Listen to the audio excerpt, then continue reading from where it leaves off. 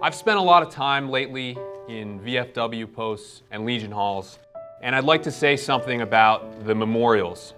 They honor those who have fallen in our wars. They remind us that we were preceded by greatness. And when I look at the veterans here today, I just say to myself, this is what American greatness looks like. I was an officer in the Marine Corps, and I'm still an officer in the Marine Corps Reserve. When I came home, I signed up to be a federal prosecutor here to Western Pennsylvania. One thing that surprised me, in every town, we were losing our people every day to the heroin epidemic. And I'd sit down at the table with somebody who lost their daughter or their son. I would prosecute that case like a murder, because that's what it was. The parents would look at me, and I could tell they appreciated what we were doing for them, but they had a look in their eye that said they didn't really believe the government could protect them anymore. I'm running for Congress because I know that's not true. You tell that to a Marine officer, those are like marching orders. I think we can have a government that gets the job done again, and I think it can be one you can be proud of at the same time.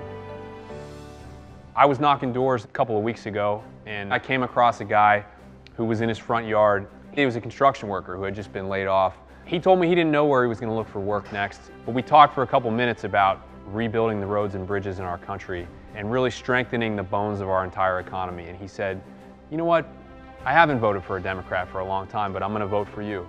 About a half an hour later, the gentleman came rattling down the street in a rusted out 4x4, and he stopped in the middle of traffic. He handed me a check for $25.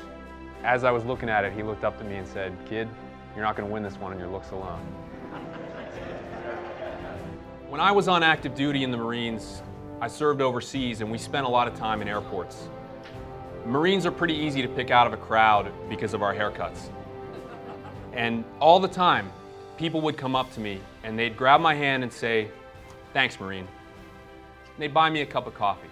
Now that recognition, being thanked for your service, it is a great thing. But one thing always bothered me. I have a brother and a sister who are both teachers, and they get very little thanks and very little recognition. What's missing in our society is that same thank you to the people who serve every day in our schools, in our hospitals, on our streets, and in our construction sites. It helps us remember who to say thank you to, and it helps us remember that service is the rent we pay for living.